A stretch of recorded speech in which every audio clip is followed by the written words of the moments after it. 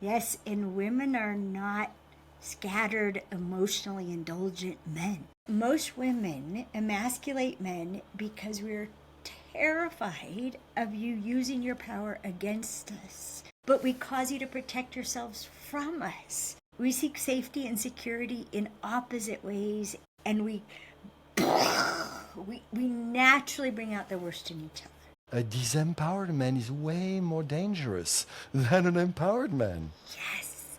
Yes. As I was exploring this war between the sexes, I saw women are on the offense. These magnificent beings that if we weren't attacking you, you would be protecting us every which way you could think of. And so the Queen's Code is really about having women be able to see men as who they are, as these magnificent beings who also have primitive instincts like we do. Welcome to The Vibrant Couple. Today I have invited Alison Armstrong, who wrote a wonderful book, The Queen Code. You can see by all my notes that I have studied it quite a bit. So Alison, you have spent a lot of your career on helping men and women understand each other. And so wisdom bomb number one. Yes, yes, and women are not scattered, emotionally indulgent men. I agree. I love it. Yeah. So please expand on both. And I love that you put both side by side without animosity, because typically the conversation is but men, but women, but men, but women, and then we Yes. fight. So let's have the two side by side so we can read each other's books. I think it's really important to reach for each other, to reach to understand ourselves and to reach to understand each other. And it's not, we try to simplify, but it's not as simple as male and female. It's not as simple as men and women. It's more of a spectrum. And the spectrum begins with the gender hormones and how they configure the brain. and if we can start with, and you would know from the Queen's Code, what if there's a good reason for that? Instead of assuming that you're supposed to be like me, you're supposed to react like me, and if the fact that you're not means that there's something wrong with you, or you know the right thing to do and you're not doing it on purpose, which means you're misbehaving, which is how most women interpret men. That you know the right thing to do, which is what I would do on my best day, and your failure to do that is because you're misbehaving. And then we go down that trail, why are you misbehaving? And we tend to go two directions. Your misbehavior is personal. You are misbehaving towards me because you don't love me enough, care about me enough, or respect me enough to do the right thing. So we'll take it personal. This is about me and about how you feel about me. And that's why women end up being so ineffective with men. We think if we can have you feel the right way about me, then you will act the right way towards me. So what do I have to change about me so that you'll feel the right way about me? Or what's wrong with you that if we change that, then you'd feel the right way about me and therefore act the way a woman would? So it's very interesting because as a man, of course, I understand all your work, and please don't take it as a pun, but from the 20 words you just used, I already have a headache. So Yes. I would love, as a man, I would love to have a much simpler, direct, loving relationship with a woman than Yes. all that, mental game.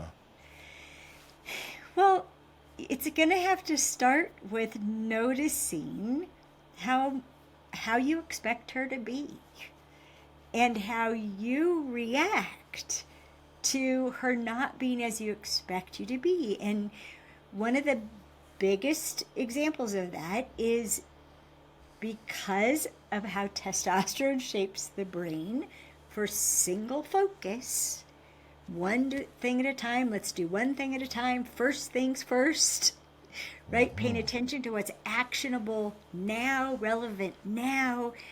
And most men don't even know that your brain screens out what it considers irrelevant to the result or the destination you're focused on, and it doesn't consult you about what's irrelevant.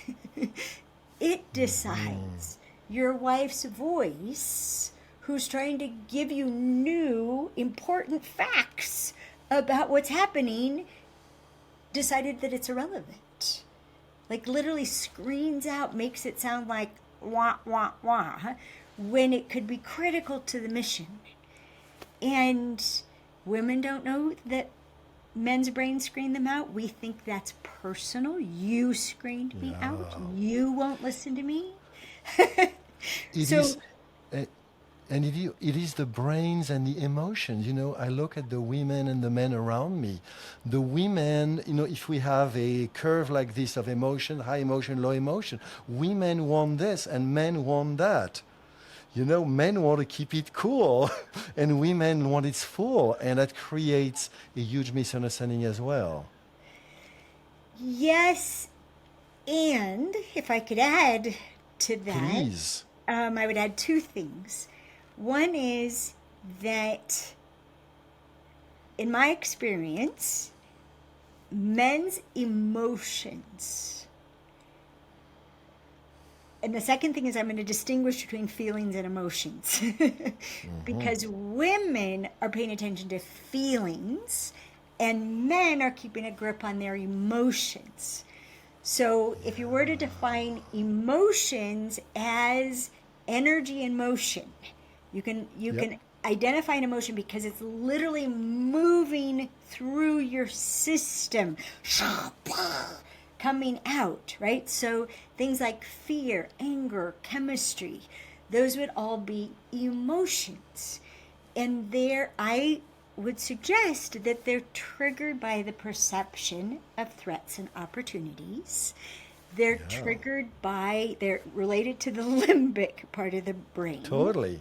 And that men experience emotions, like all three of those, and I would add anger to it. So fear and chemistry and anger, you experience them so much more intensely than we do. And that this is why, for example, that men are ineffective in dealing with what I call the rage monster. And people can just look it up on YouTube. Alison Armstrong, rage monster. I will demonstrate what happens to a woman when her feelings are hurt and she's left alone with hurt feelings, and then she's provoked in some way, like, what's wrong with you? And the rage monster comes out. And men try to battle the rage monster with truth and logic, and they fail, and it actually makes it worse. It's like like they're feeding the dragon. But the basis of men being ineffectual with the rage monster is thinking that anger is the tip of the iceberg. Because for a man, that would be the tip of the iceberg. Because part of the measure of a man is, do you have a grip on your emotions? And an honorable man does the right thing, no matter what's happening with his emotions, and even no matter how he feels, which I would define feelings as feelings have a location in your body. Like, notice love lives somewhere. Caring, the energy, of caring, which is the biggest expenditure for a man, it has a location in your body, and you can actually feel how much energy it would take to care about something, right? Which is why a man will say, no, I don't care about that. And a woman will think, is he too stupid to care? We don't recognize that it's a choice to conserve energy. The differences are enormous, and yet we keep expecting us to be the same, and so we keep being shocked by the other person and taking it personal and hurting, right? Like we think if you loved us, what's eking out from your emotions, we think you would have a grip on that too, because we have no idea. And honestly, I had no idea until I started bioidentical testosterone therapy, and my body sucked it up like a sponge, and I got angry, and my body felt like an atomic bomb. I thought I Yeah. would take out the entire North Fork Valley. And Yeah. as I was feeling this in my body, it's like, oh my gosh, oh my gosh, no wonder men are so proud of themselves if this is what they're Ah, experiencing. totally. And it literally had me Totally. research. I delved into a study with men of anger and what it's like for them to be angry, so that we could have compassion and we could be more effective and interact with men in anger, knowing that it's so different than our relationship to it. And I mean, I the love same thing it. with sex drive. You guys experience sex drive. Oh my So gosh, ours differently. is, I, we we have a fraction of your sex drive, and it occurs when we're ovulating and the night before our period starts, until we're like me, postmenopausal, and everything changes. But we don't know that about each other, so we think we think like it just should be natural, and our attraction to each other should get expressed naturally, and it should be able to last long term, and we're clueless, as in having too few clues about what's really happening. A man asked me once, why do women make their feelings the center of everything? And the answer is, we don't. We have a stack of pancakes right here. We have a stack of pancakes of feelings all in the same place. So we have guilt and joy and love and grief and ecstasy and remorse and sadness. It's a stack of pancakes right here. Whereas men, if you go looking, like I started asking men, where do you feel happy? Mostly they couldn't answer because they pay attention to women being happy. They don't pay attention to their own happiness. And when I proposed what I'd observed, how about that you feel happy here? That this is where happiness happens to you. Yeah. And a big happy, what we would call a moment of ecstasy, is going to run down your arms and out your hands, and you're going to have the high five. And unfortunately, where you experience happiness is also where you experience power. When you're empowered, there's a surge in this part of body. And women, most women, emasculate men because we're terrified of you using your power against us. So we're the most likely to attack you when you're happy. It's a tragedy. And I know. it's why, as with the Queen's Code, which I started talking about, I gave up emasculating men in 1991. And I immediately started talking to other women about it, because after I gave it up and saw how magnificent men are, I couldn't stand to see it happen. I couldn't stand to see men diminished anymore. And miraculously, when we started our workshops in 1995, women can, in a matter of hours or in a matter of pages, tens of thousands of women have given up emasculating men from the Queen's Code. Because when we can see that it's in response to a perception instead of reality, and how much it harms these magnificent beings, that if we weren't attacking you, you would be protecting us every which way you could think of. But we cause you to protect yourselves from us. So as I was exploring this war between the sexes, I saw women are on the offense. And Totally. and it's because of fear, which you could take that in an intimate relationship all the way to world events. Totally. That we attack out of fear. And so the Queen's Code is really about having women be able to see men as who they are, as these magnificent beings who also have primitive instincts like we do. And we literally, Valdo, we have opposing instincts. Seriously opposing instincts. We seek safety and security in opposite ways, and we interfere with each other's attempts to experience being secure and being safe, and we naturally bring out the worst in each other. I totally agree. And so the way I'm seeing men, because I do quite a bit of work with men, is an empowered man has his chest open, puffed up, and a disempowered man has his chest collapsed. And it's subtle, but it's very interesting. And the worst part of that, century, millennium play of women attacking men because they're afraid of their power, a disempowered man is way more dangerous than an empowered man. Yes. Yes. Or like they say in men's work. I got invited to a summit of men in men's work. It was amazing. Yeah. Wounded men do wounded things.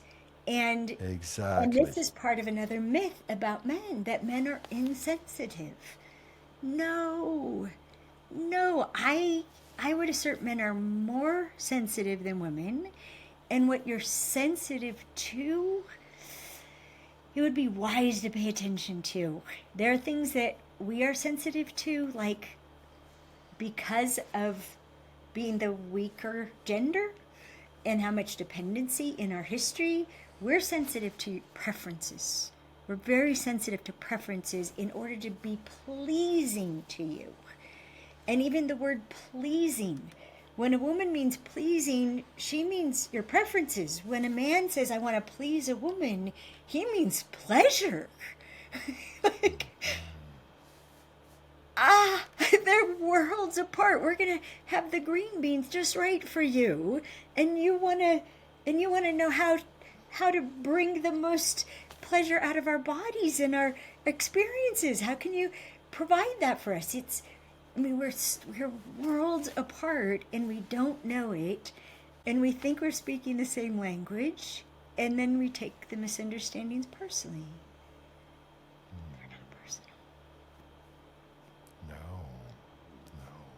Such a delightful conversation with renowned author Alison Armstrong. Alison is very kindly making us an offer to download for free her ebook, Making Sense of Man. I highly recommend it as well, of course, as reading the Queen's Code. Please hit the like button below, subscribe, and hit the bell so you can be notified when I publish part 2 and part 3. I guarantee juicy content. In the interim, I invite you to watch these 2 videos that Alison made to help men and women better understand each other, and our 2 are made. I look forward to seeing you very soon.